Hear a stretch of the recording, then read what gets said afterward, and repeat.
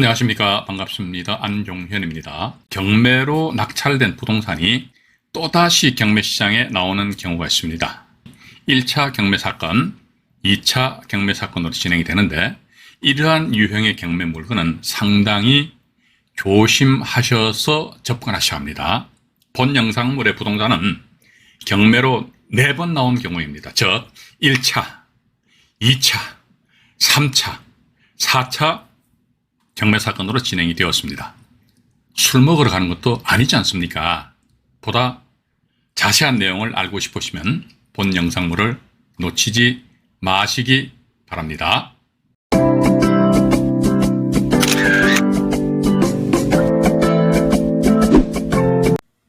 네, 먼저 1차 경매 사건의 스토리를 말씀드려 보도록 하겠습니다.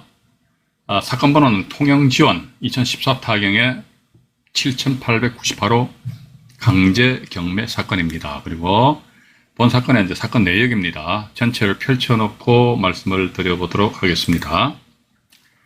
여기 보니까 최선순위의 A라는 임차인이 전입 및 확정일자를 받으셨어요. 전세 보증 금액은 1억 2천만 원입니다. 그리고 그 이후에 전입신고가 2011년 12월 26일인데요.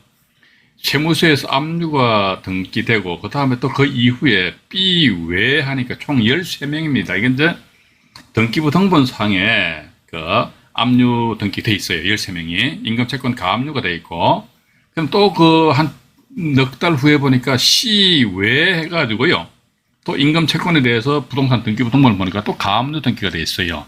그런데 그 등기부 등본상에 보니까 가압류권자들이 총 18명입니다. 그래서 여기 임금 채권이 4천만 원하고 3,100만 원 하니까 이제 전체적으로 한 7,100만 원 정도 된단 말이지요. 그 이후에 보니까 B 외 하니까 이분들입니다. 총 13명이지요. 이 사람들이 본 사건 이 부동산 경매 신청을 했습니다. 이게 이제 2014 타경의 7898호 강제 경매 사건이 1차 경매입니다. 1차. 이게 시작에 불과합니다. 조금 이따 2차가 나오고요. 또 조금 이따 3차가 나오고요. 또 조금 이따 4차가 나옵니다. 예. 그래서 일단 B 외 임차인이 강제 경매 신청을 하니까 A 이분이 이래도 배당 신청하셨어요. 여기 아마 2014년 8월 27일은 배당 요구 종기일 이전인 것 같습니다. 그러니까 배당 요구는 신청은 타당하거든요. 배당 신청했습니다. 하고 나서 그 뒤에 2015년 4월 달에 D라는 분이 낙찰을 받고 자기 앞으로 2015년 4월 22일 날에서 소유권 이전 등기를 하셨는데, 낙찰 금액이 1억 1,888만 원이었습니다. 불행은 여기서 시작되었습니다. 왜냐면요, 근로자 임금 채권은요, 최우선 변제입니다. 배당 순위가. 우리요, 이 근로자 임금 채권 참 조심하셔야 됩니다. 최우선 변제권을 가지고 있으면, 이 세무서 이 압류는 말이죠, 방해세가 있고 일반 조사가 있는데, 어쨌든 보니까 배당 순위가 우선 변제입니다. 우선 변제. 근데 2차 경매 사건으로 미루어 봐가지고 보니까 이 2차 경매 사건에 A 임차인이 강제경매 신청하셨어요. 그런데 이분은 청구 금액이 얼마도 1억 2천만 원으로 강제경매 신청하셨더라고요. 2차에서. 이런 걸로 미루어 봐가지고 아마도 1차 경매 사건에 있어서 D라는 분이 1억 1,800여만 원에 낙찰을 받으셨는데 아마 한 푼도 배당을 못 받으셨던 모양입니다. 왜? 그러니까 아마도 임금채권 한 7,100만 원 정도 먼저 이 최우선 변제를 빠져나가버리고, 그 다음에 아마도 이 세무서 압류인데요. 세무서 압류가 아마 당해세였던 것으로 추정이 됩니다. 나머지는 당해세에서 세금이 싹 다 빠져나갔던 모양입니다. 이러다 보니까 A 이분한테 배당 여력이 없어요. 배당 여력이 없으니까 결국은 뭐다? D 낙찰자 이분한테 A는 전세보증금 1억 2천만 원 돌려달라 이거지. 그런데 D라는 분은 돌려주지 못하고, 이게 보시니까 이 D 이분 낙찰 받으신 금액이 1억 1,800이니까 약간 1억 2천 정도로 우리가 보자입니다. 1억 2천인데 본 사건에 있어서 인수 금액이 또 1억 2천만 원입니다. 1억 2천. 대항력에 내는 차이니까요. 근데 이분이 보증금 한 푼도 배당 못 받았기 때문에 전액 낙찰자 인수한단 말이죠. 전체적으로 얼마? D라는 분은 2억 4천만 원이라는 이 금액이 1차적인 투자 원가가 됩니다. 그런데 이 본건에 이 당시에 B 외에 이 임금채권자들이 경매 신청할 당시에 이 본건의 1차 감정 가격이 얼마나 1억 7천만 원으로 기억이 납니다. 그러면 1억 7천만 원짜리를 2억 4천만 원을 주고 산다? 그런 바보는 있다, 없다, 없다. 그러니까 이게 또다시 이제 2차로 넘어와 버리는 것이죠. 왜냐면은 D라는 분이 A 이 사람이 1억 2천만 원 못 받았기 때문에 주문 경매가 더 이상 진행이 안 될 거란 말이죠. 근데 아마도 지급을 안 했으니까 A 이분이 2차 경매에서 사건이 진행되었지 않겠느냐. 일단 그렇게 이해하시고요. 연이어 가지고 경매 정보제에 의해서 부연 설명을 드리도록 하겠습니다.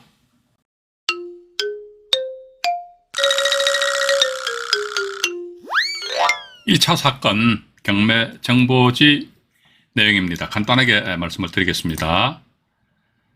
본 사건 보시니까요. 창원지방법원 통영지원입니다. 2014 타경의 7,898호 강제경매 사건이고요.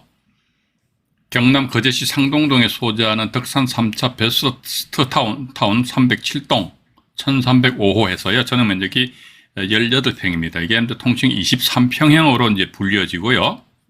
이게 본건이 신건이로서 2015년 2월 5일날 경매가 진행되었습니다. 이 당시에는 23평형 아파트가 1억 7천만 원 선에서 실제 거래가 되었습니다. 그런데 참고로 2023년도 말이죠. 23평형의 본건 아파트 단지 얼마에 거래되느냐 보니까 9,700에서 상당히 많이 떨어졌습니다. 그래서 1억 정도까지 가격이 형성되어 있거든요. 그러니까 우리 경매 투자자 입장에서 봐가지고요. 법원에서 평가한 감정 가격, 물론 이 당시에는 그 감정 가격이 타당했지요. 그런데 한 10여 년 정도 지나고 나서 보니까 상당히 많은 한 7천만 원 정도 가격 하락이 있었다. 일단 그렇기 때문에 이 가격 조사에 대해서는 상당히 신경을 많이 쓰셔야 되지 않을까 하는 그런 말씀을 드려보고 싶습니다. 자, 어쨌든 이 사건 같은 경우 보시니까 조모 씨라는 분이 말이죠. 3,300악길래 해가지고요. 1억 1,888만 원에 낙찰 받았습니다. 받은 상태에서 대금 납부까지 하셨거든요. 대금 납부하고 본인 납부로 소유권 이전 등기를 다 하셨습니다. 근데 밑으로 내려가 보니까 항상 우리 경매인 입장에서는 대항력 있는 임차인이 문제입니다. 보시니까 이모 씨라는 분이 계십니다. 배당 종결일이 2014년 10월 15일이지 않습니까? 배당 요구를 하셨어요. 배당 요구를 하셨습니다.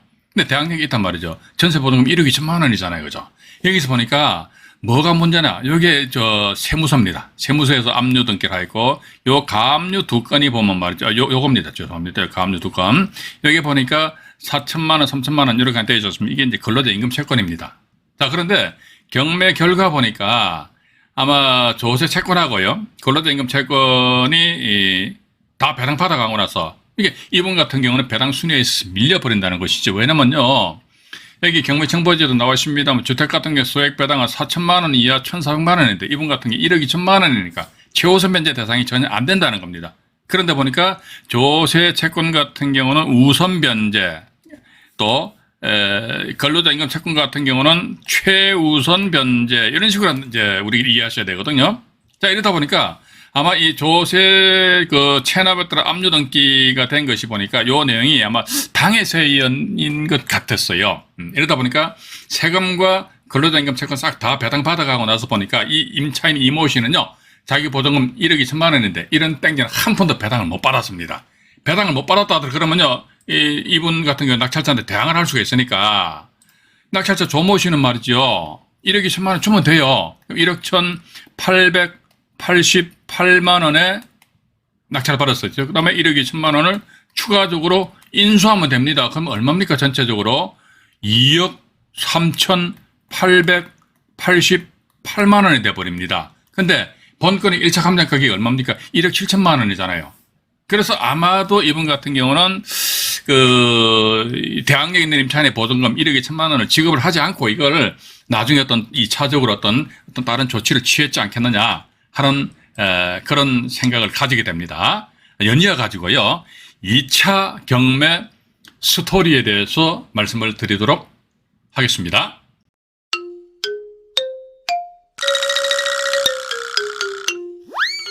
(2차) 경매 사건 내역에 대해서 말씀을 드리겠습니다.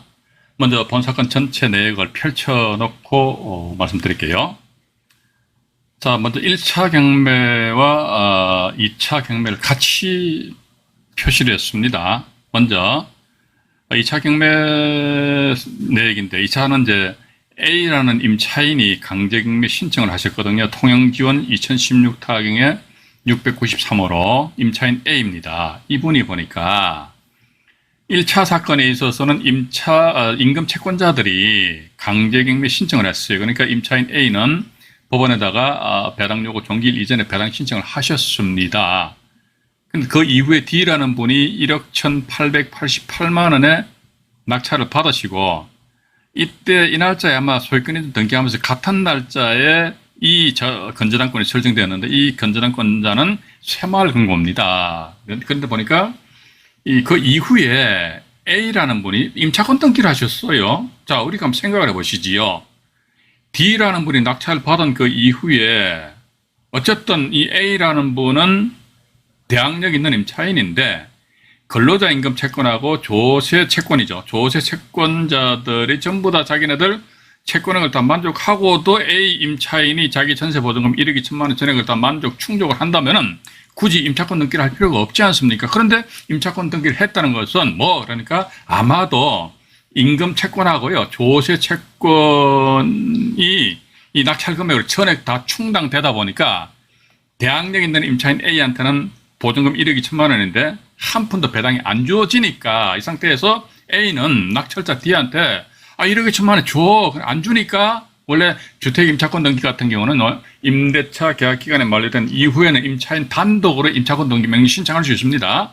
그러니까 임차인은 비용을 들여가지고 임차권 등기를 하고 나서 그리고 한 4개월 후에 보니까 A 이분이 아마도 D 낙찰자를 상대로 해서 보증금 반환 청구 소송을 제기를 하셨던 것 같습니다. 그래서 판결문 가지고 강제경매 신청했는데 이게 2차 경매 사건이다 해서 통영 2016 타경에 693호로 해서 경매 사건이 진행이 되니까 F라는 분이 덜렁 들어가서 이 낙찰을 받으셨어요. 근데 이 사건에 보면요, 이제 2차 사건이죠. 조금 이따 3차 사건이 나옵니다. 또 조금 이따 보니까 또 4차 사건이 나와요. 우리가요, 1차, 2차, 3차, 4차 이게 뭡니까? 저녁 때 일과 끝나고 나서 술 한잔 먹을지 1차, 2차, 3차 이렇게 따지는 것이지 우리 경매판에서는 1차, 2차, 3차, 4차 이렇게 따져서는 안 된다는 겁니다. 2차 경매 사건의 경매 청부지에 의해서 분석을 해드리겠습니다.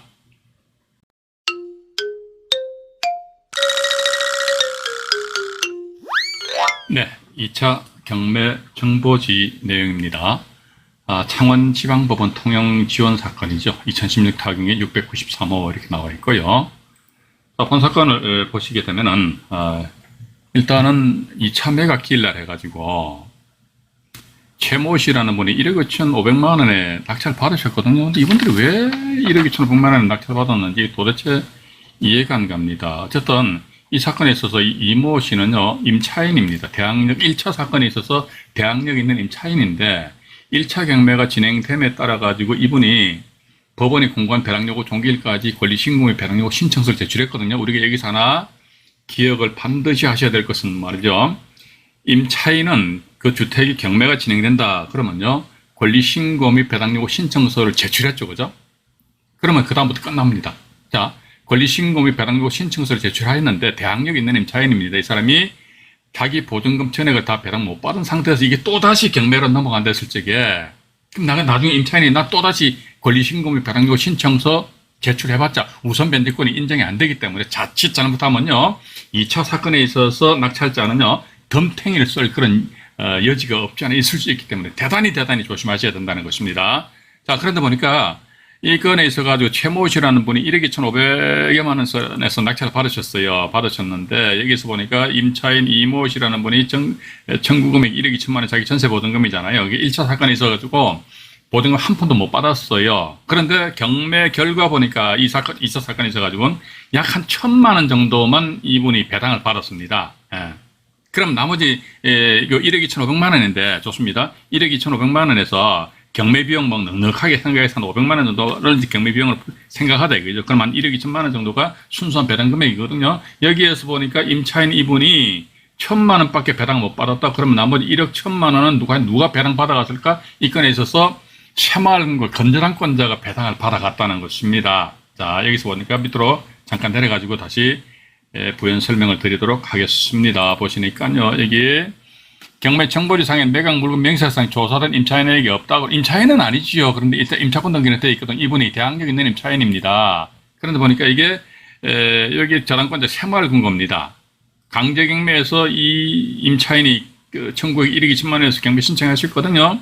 근데 경매 결과 뭐다? 건저당권자 새마을 금고는 뭐 아마도 제가 보는 관점에 있어서는 1억 2,500만 원이 그 낙찰 금액이다. 경매 비용 빼고 한 1억 2천만 원을 순수한 배당 금액으로 판단했을 적에 이 새마을 금고에서 자기네들 실제 채권액이 한 1억 1천만 원 정도 되지 않았을까 하는 그런 생각을 가지게 된다는 것이죠. 그럼 나머지 1억 2천만 원에서 새마을 금고에서 1억 1천만 원 배당 받아가니까 나머지 자녀 금액 1천만 원만 이분이 배당 받고, 근데 보니까 역시 마찬가지 이분은 우선 변제권은 상실이 됐습니다. 1차 사건에 있어서 한번 권리신고및 배당요구 신청서를 제출하면 우선 변제권 상실해요. 이와 관련된 대법원 판례를 했습니다만 그 판례는 제가 조금 이따 소개시켜드리겠습니다. 근데 어쨌든 우선 변제권 상실하는데 그럼 이분은 뭐다? 1천만 원은 어떤 사람의 지위로서 배당받았지? 그러니까 강제경매 신청권자의 지위로서 배당받은 거예요.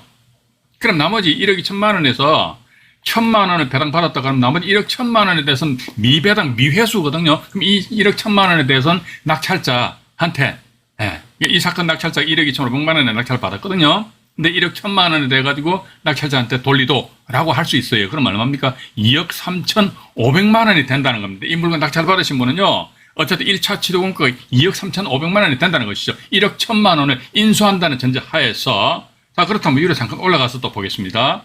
이 물건의 1차 감정 가격이 얼마입니까? 1억 5,400만 원이죠, 그죠? 야, 1억 5,400만 원을 2억 원 이상으로 주고 산다? 안 사죠. 그러면 어떻게 안 산다는 것은 뭡니까? 대항력 있는 임차인 이모 씨에 대해 가지고요, 1억 1천만 원을 안 준다는 것이죠. 안 주고 이걸 또다시 경매로 날려버린단 말이에요. 제가 조금 전에 말씀드렸죠. 1차, 2차, 3차는 술 먹으러 갔지 이야기하는 것이지 경매판에서는 그렇게 이야기하는 것이 아니다라는 그런 말씀 드렸습니다. 일단 그렇게 좀 이해를 하시면서요. 연이어 가지고 제가 3차 경매 사건의 내역에 대해서 자료를 가미해서 말씀을 드려보도록 하겠습니다.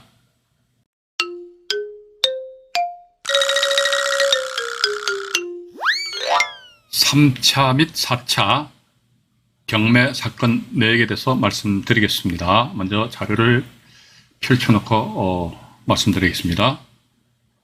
자, 여기 보시니까 말이죠. 임차인이 역시 이 차를 제가 좀 중복해서 표시했습니다만은 임차인 A가 강제경매 신청을 하니까 F라는 분이 1억 2,500만 원 선에서 낙찰을 받고 제가 조금 전에 말씀드렸습니다만은 여기서 경매 비용을 한 500만 원 정도를 보게 되면은 자녀 배당 금액이 한 1억 2천만 원 정도 될 것이고 여기에서 아마도 이 1억 1천만 원에 대해 가지고요. 2차 경매 요 당시에 저당권자가 1억 1천만 원을 배당 받아간 것 같습니다. 이러다 보니까 임차인 이분은요, 약 한 1천만 원만 배당을 받았어요.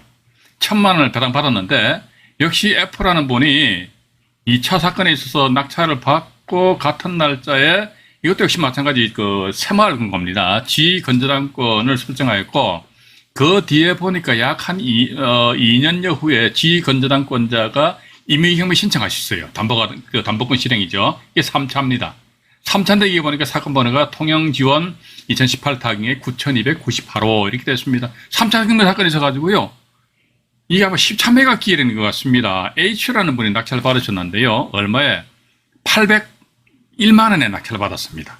1만 원 맞죠? 네. 801만 원에 낙찰을 받았다. 이 당시에 요 3차 매각길 이 당시에 1차 감정 가격이 얼마였느냐 보니까요. 1억 1,500만 원이었습니다. 근데 야, 왜 이렇게 800여만 원까지 떨어졌을까? 아마도 보니까 이 당시에는요. 이 물건이 경매가 나왔을 적에 경매인들은요. 이 대항력 있는 임차인의 임차 보증금 1억 1천만 원을 인수해야 된다 이거죠. 이거를 이제 인지를 하고 그리고 나서 자꾸 이제 경매를 유찰시켰던 것입니다. 이게 정상입니다. 그런데 H라는 분이 800여만 원에 낙찰을 받았으면요. 1억 1,500만 원짜리인데 800여만 원에 낙찰을 받았으면 그래도 그나마 낙찰을 잘 받았지 않습니까? 그런데 보니까 또 A라는 분이 지겨워. 또 강제경매 신청해버렸어요. 4차 해가지고 통영지원 이제 2022 타경에 23,864호 이렇게 돼 있는데요. 이 사건은 무슨 연유인지는 모르겠습니다만은 2023년 1월 현재 경매가 취소 기각 결정이 되었습니다. 그러니까 2020년 8월 4일 날 기각 결정돼 가지고요. 그 이후에는 어떤 변동이 없더라. 일단 그렇게 보시면서 참고로 제가 이 물건의 그 최저 가격의 변동 추세를 잠깐 말씀드려볼게요. 1차 사건에서 1차 경매입니다. 이 최저 가격이 1억 7천만 원이었습니다. 요건 언제? 2014년도 8월 달에 감정인이 평가를 하셨어요. 근데 2차 경매 사건에 있어서 최저 가격이 1억 5,400이었습니다. 1억 7천에서 1억 5,400으로 금액이 좀 다운됐죠. 그죠? 근데 이게 언제? 2016년 5월 달에 감정인이 평가를 하셨어요. 근데 이게 보니까 이제 3차죠. 그죠? 3차인데 3차 기일날 최저 가격이 얼마냐 보니까 1억 1,500만 원입니다. 이거는 보니까 언제? 2020년도 2월 달을 기준으로 해서 평가를 하셨어요. 자, 그런데 현재 2023년 1월 기준해가지고 제가 국토교통부 실거래가 사이트가 있거든요. 거기 들어가가지고 본건이 보니까 거제시 상동동에 소재하는 23평형 아파트입니다. 23평형 아파트에 돼가지고요. 2023년 1월 현재 실제 거래된 사례를 보니까 약 한 1억 원 선에서 그래도 그렇게 활발하게 이루어지지 않고 있더라고요. 아마 거제시니까 거제도에 조선 산업이 그렇게 이제 활성화되지 못하다 보니까 아마 이 아파트 금액이 많이 떨어지는 것 같아요. 우리 경매인들은 이런 것도 감지를 하신 상태에서 입찰하셔야 되는데, 자, 보시니까 한 10여 년 전에는 1억 7천 하던 것이 10여 년 지나고 나서 보니까 물건 얼마 빠졌습니까? 7천만 원의 금액이 빠졌다는 것입니다. 근데 나아가서요, 이 물건에 있어서는 어쨌든 이 물건이 경매가 진행이 된다 그러면 낙찰자는요, 본인이 손 입찰 금액 말고 추가적으로 1억 1천만 원을 인수를 해야 됩니다. 그런데 2023년 1월 현재 보니까 이 본건 23평의 아파트 매매 금액이 1억이다. 그럼 이런 물건 경매 나오면 과연 우리가 입찰 참여할 가치 내지 필요성이 있을까요?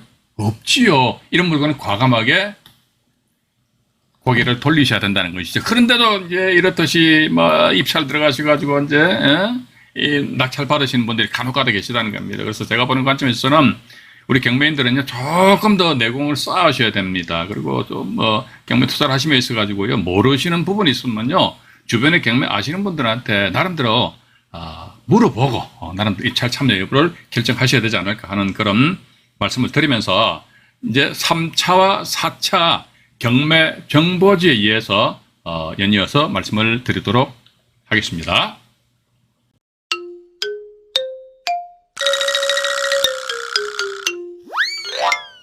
네, 3차 경매 정보지입니다. 보시니까 말이지요. 2018 타경에 9298, 제가 위에다 안 적어놨습니까? 1차 2014에 7898, 2차 2016에 693, 3차 2018에 9298, 또 조금 이따 4차 사건도 제가 소개를 시켜드리겠습니다.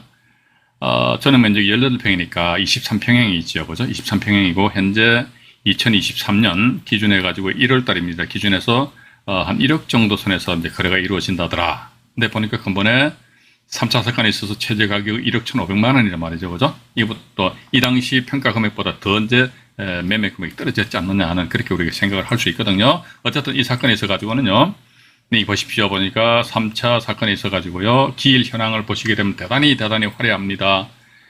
쭉 해서 유찰되다가 누가 4,200만 원을 쏘셨다가 대금 납부를 안 하셨네요. 그러고 나서 또 쭉 내려오다가 6차, 7차, 8차, 9차, 10차에서 개인이 815만 5천 원을 쓰셨다가 대금 납부를 또 안 하셨네요. 그러고 나서 또 이제 대금 납부 안 하면 재경매니까, 재경매 같은 경우는 최저 매각 금액에 저감 없이 깎지 않고 여기 그대로 내려옵니다. 이렇게 그대로 내려오는데 보니까 누가 801만 원에 낙찰 받으셨어요. 801만 원에 낙찰 받고 나서 이제 대금 납부를 하셨는데, 이분이 대금 납부는 하셨어요. 이때 대금 납부는 하셨는데 등기를 안 하셨어요. 등기를 안 해가지고 임차인이 대위에 의한 낙찰자 명의로 등기를 하고 나서 4차로 임차인이 경매 신청을 한 것입니다. 근데 밑으로 잠깐 내려가 볼게요. 내려가 보니까 여기 임차인이 떡하니 버티고 앉아 있지 않습니까? 이분도 상당히 골치 아플 것 같아요. 그죠?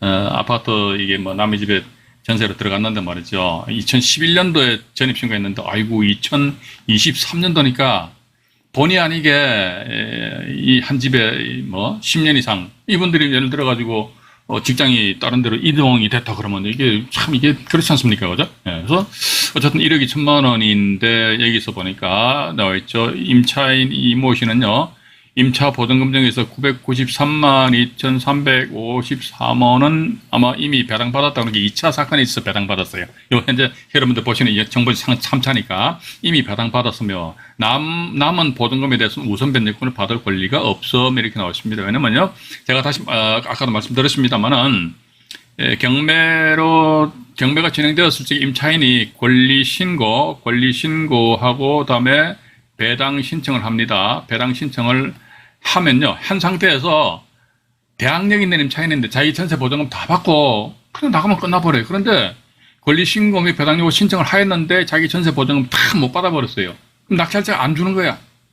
낙찰자가 안 줘서 낙찰자를 상대로 해서 보증금 받는 소송에 의해서 경매 신청을 하였다. 경매 또다시 경매 나온단 말이죠. 그죠? 이게 2차 경매, 3차 경매 이렇게 되는 거예요.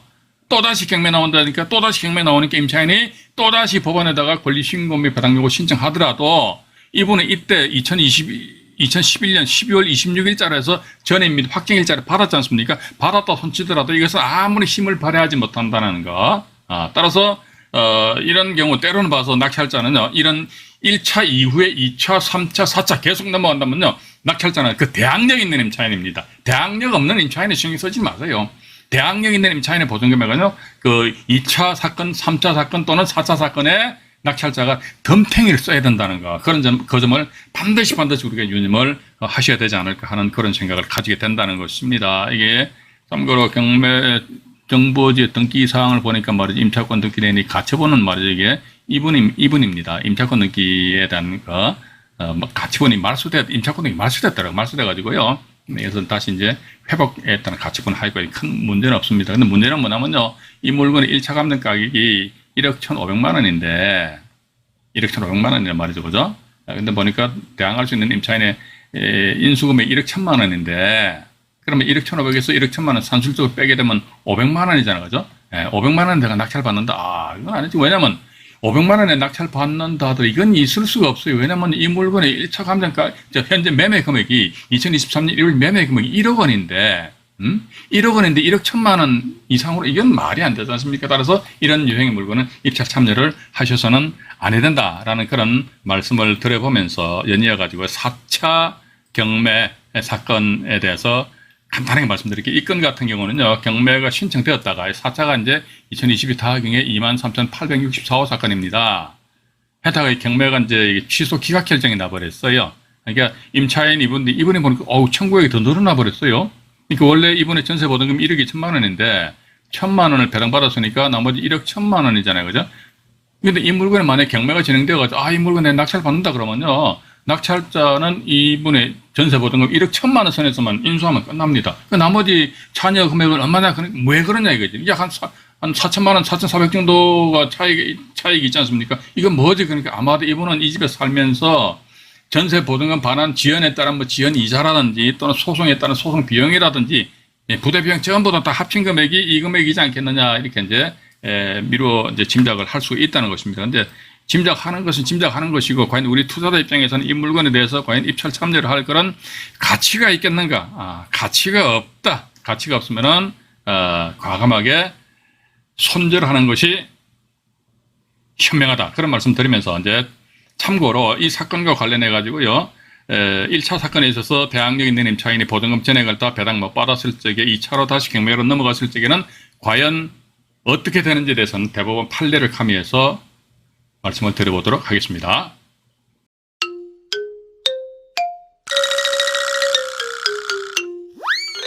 1차 경매 사건, 2차 경매 사건 관련한 대법원 판결 요지를 간단하게 소개를 해드리겠습니다. 대법원 사건 번호입니다. 2005다에 21,166호 배당이 판결이고요.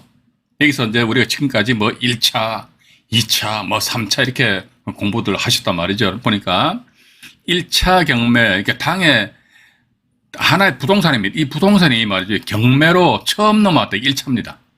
이 제1경매 또 선행경매라고도 그러고요. 근데 이게 또다시 나중에 또 경매 넘어왔어.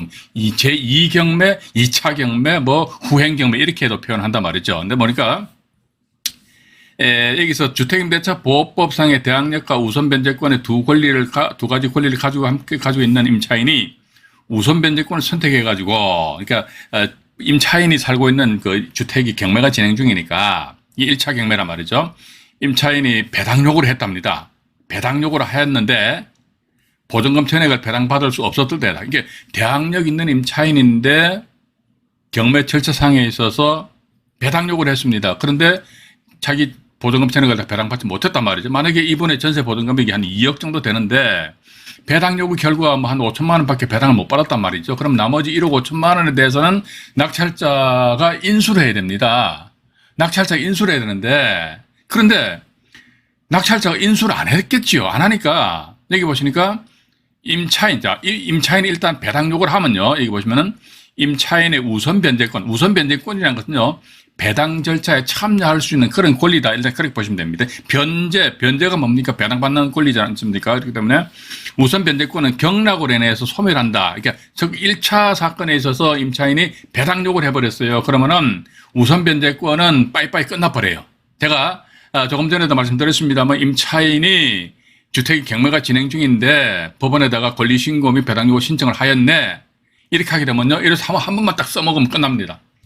근데 이 집이 또다시 경매에 넘어왔다. 근데 임차인 보니까, 나는 2억 원인데 내 보증금액이 5천만 원밖에 배당 못 받았어요. 그런데 1억 5천만 원 낙찰자 안 주네. 낙찰자가 안 주는 상태에서 또다시 하는 게 2차 경매잖아요. 그죠? 또다시 경매가 넘어왔네. 그럼 임차인이 슬슬 열받을 거 아닙니까? 그죠? 이렇게 하면, 낙찰자 저 사람이 말이지 나한테 1억 5천만 원 줄 생각은 안 하고 또다시 경매로 진행된다더라. 그럼 임차인은, 내가 1억 5천만 원 못 받았기 때문에 난 또다시 법원에다가 배당 신청해야지. 배당 신청해야지. 그런데 보니까 여기 보시면 임차인의 우선 변제권은 경락으로, 이게 1차입니다. 1차 경매 사건에서 경락으로 인해서 소멸함으로 제2 경매 절차니까 이제 또다시 경매가 진행되는 거란 말이죠. 제2 경매 절차에서는 우선 변제권에 의한 배당을 받을 수는 없대요. 왜 없느냐? 그 이유에 대해서도 확실하게 모르겠습니다. 왜냐하면 대법원에서 이런 식으로 판단을 내렸기 때문에. 그렇다면 우선 변제권에 의한 배당을 받을 수 없는데, 근데 이 사람은 1억 5천만 원이라는 자녀 보증금액에 대해서는 낙찰자한테 이 경매 절차상에 있어서 낙찰자한테 돌리도라고 주장을 할 수 있다는 것입니다. 그래서 이와 관련된 대법원 사건 번호를 좀 기억을 하셔가지고요. 보시니까 2005다에 21,166호 배당이 판결이다. 일단 그 정도 보시고요. 그 다음에 제가 이 1차, 2차에서 총 정리를 좀 해 놨습니다. 그걸 또 요점 정리를 좀 해드릴게요. 전체 펼쳐놓고 말씀드리겠습니다. 자, 그러면요, 항상 우리는 대항력 있는 임차인이 문제잖아요. 대항력 없는 임차인은 신경 쓰지 마세요. 근데 보니까 A라는 분이 전입과 확정일자를 받으셨어요. 보증금이 2억 원이랍니다. 근데 그 뒤에 보니까 B라는 임금 채권자가 압류 또는 가압류를 했단 말이지요. 임금 채권액이 얼마인데 2억 원이에요. 근데 B가 임금 채권에 있어서 강제경매 신청했습니다. 이게 1차입니다. 처음 경매 진행되는 게 1차. 제1경매 절차라는 것이죠. 그래서 이분들의 청구액이 얼마다 2억이랍니다. 그러니까 임금 채권액이 만약에 2억이다. 그런데 중요한 사실은요, 임금 채권 같은 경우는 뭐다? 이게 배당 순위가 최우선 변제 이렇게 나간단 말이죠. 그죠? 최우선 변제권이에요. 근데 이 임차인 A 같은 경우 보증금액이 2억 원이라면 이미 최우선 변제 받을 수 있는, 즉 보증금 중 일정액을 배당 받을 수 있는 그 금액을 벗어났기 때문에 이 A라는 사람은 확정일자에 의한 우선 변제권만 가집니다. 그런데 시간에 있어서는 B 임금 채권이 A보다 나중이지만, 그런데 이 임금 채권의 속성이 뭐냐? 그러니까 최우선 변제입니다. 따라서 최우선 변제니까 임금 채권이 1등으로 배당받아 가고, 그 다음에 최우선 변제, 그 다음에 우선 변제거든요. 우선 변제, A, 네가 이때 우선 변제 1등이구나. 그럼 네가 우선 변제로서 이제 배당받아 가라. 이런 식으로 이제 우리는 이해를 하셔야 된다는 것이죠. 이 상태에서 B라는 임금 채권자가 강제경매 신청을 하였습니다. 1차 경매입니다. 청구액이 2억 원입니다. A는 말이죠. 집이 경매 진행 중이니까 법원에 공고한 배당 요구 종결 이전에 불이 나게 권리신고의 배당 요구 신청을 하셨던 모양입니다. 하시니까 C라는 분이, 이분도 보면 경매를 모르시는 분이에요. E라는 분은요, 제가 조금 이따 말씀드리겠습니다만은 낙찰가는 얼마로 할까? 요거 이제 조금 이따 말씀드릴게요. C 이분은 경매를 몰라도 정말로 모르는 사람입니다. 주변에 우리 이런 분들 제법 많이 계시는 걸로 알고 있습니다. 대단히 안타깝다 이거죠. 자, 어쨌든 말과 A가 배당 요구를 했습니다. 그러니까 C라는 분이 낙찰을 받았습니다. 얼마의 낙찰을 받았는데 2억 5천만 원의 낙찰을 받았다. 진짜 이거죠. 그럼 예를 들자면요. 이 물건 1차 감정 가격이 한 3억 원 정도로 보작입니다. 3억 원이니까 야, 그럼 한 1회 유찰에 따라가지고 뭐 30% 저감되니까 한 2억 5천만 원 선에서 이제 대충 쓴다 이거죠. 낙찰 받았습니다. 2억 5천만 원 낙찰 받기 때문에 배당은 어떻게 된다 하더라니까 2억 5천만 원이잖아요. 그죠? 2억 5천만 원인데 경매 비용은 우리가 신경 쓰지 말고요. 그러면 최우선 변제 임금 채권이 2억이 빠져나가 버립니다. 그럼 나머지 5천만 원 남죠. 그죠? 이 5천만 원 가지고 우선 변제 1등이 누구다? A가 1등이잖아요. 따라서 이분은 보증금 2억 중에서 5천만 원 배당 받아가니까 얼마 못 받았습니까? 나머지 1억 5천만 원은 못 받았잖아요. 그죠? 1억 5천만 원 자기 보증금 전액 다 회수 못 했어요.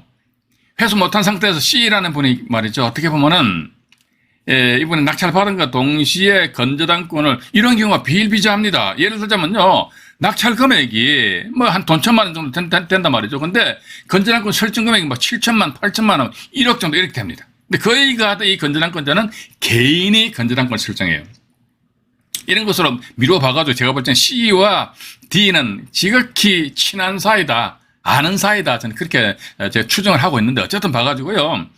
D라는 사람이 저당권을 설정하고 우리가 생각을 해보자 이거지요. 이 물건의 낙찰 금액이 2억 5천만 원이고 또 나아가서 배당표를 찬찬히 작성해 보니까 낙찰자는 2억 5천만 원 이외에 또 추가적으로 1억 5천만 원 물어줘야 됩니다. 그러면 2억 5천만 원에서 1억 5천만 원 인수하게 되면 전체 얼마입니까? 4억 원이잖아요. 4억 원. 그죠? 근데 1차 감정가 3억 원이라면 배보다 배꼽이 더 크잖아요. 그죠? 예. 이러다 보니까 C 입장에서 봐가지고는 A한테 자녀 전세 보증금 1억 5천만 원을 지급을 안 하겠지요. 안 하고 저당권 설정한 상태에서 저당권 당신이 빨리 경매 집어넣어라. 이게 또 2차로 탁 넘어와버려요. 2차로 넘어오니까 A 입장에서 더 막 성질 나잖아요. 이때 한번 배당 신청했는데 자기 보증금 다 못 받았는데 C 낙찰자 이 사람이 말이지 보증금을 나머지 자녀 보증금 1억 5천만 원을 줄 생각을 안 하고 말이지 이게 또다시 저당권자 경매는 내가지고 또 그냥 헐레벌떡해서 배당 신청했습니다. 여기에서 초보 이라는 분이 만 초보라면요. 여기에서 헷갈려요. 왜냐면 A가 대학력 있는 임차인인데 확정일자도 이때 받았네. 배당 신청했네. 그렇구나. 그럼 배당 신청하면 이 사람이 1등이겠네. 그 다음에 나머지 저당권자 2등으로 지가 배당 받아가든지 말든지 이렇게 생각하고 나서 해서 입찰 참여하시는 분들이 계시다니까요. 문제는 이제. 자, 그럼 여기서 제가 화면을 정리하고 간단하게 또 말씀드릴게요. 여기서 보니까 이 물건에 있어가지고 물건 하나는 똑같습니다. 근데 C라는 낙찰자 한 사람이 있고요. 그다음에 E라는 낙찰자가 나타났는데 이분이 보니까 세상 물정 몰라. 그냥 질러버려요. 그죠? 이렇게 하게 되면 C는 뭐를 간과하였다더라. 그러니까 임금채권. 그죠? 임금채권 이거 조심하셔야 됩니다. 임금채권 같은 경우는 최우선 변제권을 가져요. 따라서 우리가 앞으로 경매 청구지를 보시면 있어가지고요. 근로자 임금 채권에서 근로복지공단에서 압류가 들었다든지 아니면 또 일반 개인이 가압류 등기를 하였다든지 또는 근로복지공단에서 또 강제임금 신청을 하였다든지 이렇게 하게 되면 어쨌든 근로자 임금 채권이 다 걸려 있어요. 근데 근로자 임금 채권이 걸려 있는데 현재는 말이죠. 법원에서 작성한 매각 물건 맹세서라든지 이런 데는요. 이 근로자 임금 채권액이 얼마다 이거 표시를 잘 안 해주곤 합니다. 그렇기 때문에 임금 채권이 딱 걸려있다 하더라 이랬을 적에 어쨌든 임금 채권자의 배당 순위는 최우선 변제입니다. 최우선 변제. 그렇기 때문에 이 사람들의 채권액이 얼마인지 이거 반드시 우리가 알아내야 됩니다. 몰라? 그러면 하지 마세요. 근데 무조건 하나는 것이 아니고 당해 경매 사건에 이렇듯이 대항력 있는 임차인이 있고 임금 채권이 있다. 그런데 임금 채권액이 얼마인지 몰라. 그러면 하지 마시라는 거예요. 근데 대항력 있는 임차인이 없어요.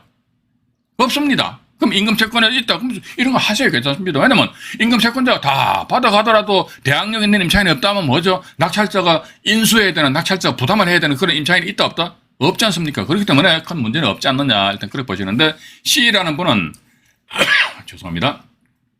A라는 대항력이 있는 임차인이 있고 또 나아가서 임금채권이 있음에도 불구하고 이 임금채권자의 배당 순위를 간과하고 입찰 들어갔다가 낭패를 보는 듯 한데 보니까 이 D 저당권이 본인이 낙찰받은 금액보다도 더 높은 금액으로 저당권 설정한 상태에서 경매 신청을 하였다더라 이렇게 나와 있거든요. 따라서 C는 임금채권이 최우선 변제권이 뭔지조차도 모르고 물론 알고도 입찰 들어가실 수도 있어요. 근데 E라는 분이 있는데 이분은 보니까 정상적인 금액으로서 정상적인 금액으로 입찰했다.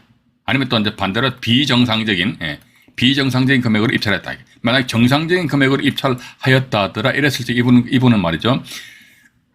1차 경매 사건, 2차 경매 사건 이런 내용을 정확하게 모르시는 분이라는 것이죠. 그죠? 따라서 어떻게 보면 비정상적으로 입찰 금액을 결정하셔야만 된다. 따라서 보니까 밑에 제가 빨간 글씨로 표시를 해놨습니다. 낙찰가는 얼마로 이렇게 나와 있거든요. 자, 그러면 이 사건에 있어서 어쨌든 A라는 이 임차인은요, 보증금 2억 원인데 5천만 원밖에 배당 못 받았기 때문에 1억 5천만 원은 미배당이고 이 1억 5천만 원을 낙찰자 E가 인수를 해야 됩니다. 그럼 본인이 인수한다는 금액을 그 전자해서 1억 5천만 인수한다는 것이죠. 1억 5천만 인수한다는 전자하에서 입찰 가격을 상당히 낮춰가지고 입찰을 하셔야 되지 않겠느냐 하는 그런 생각을 가진다는 것이죠. 또 두 번째 종합 정리입니다. 자, 보시니까 우리가 이렇듯이 경매 정보지를 탁 봅니다. 경매 정보지를 보실 때 제일 먼저 우리 시청자 여러분들은 뭘 보시냐 그러니까 경매 정보지를 보시게 되면 경매 부동산이 있지요. 경매 부동산 소유자가 있지 않습니까? 그 경매 부동산 소유자가 소유권을 취득을 했는데 소유권 취득 원인이 뭐냐 이거죠. 소유권 취득의 원인이 뭔지 이거 상당히 중요합니다.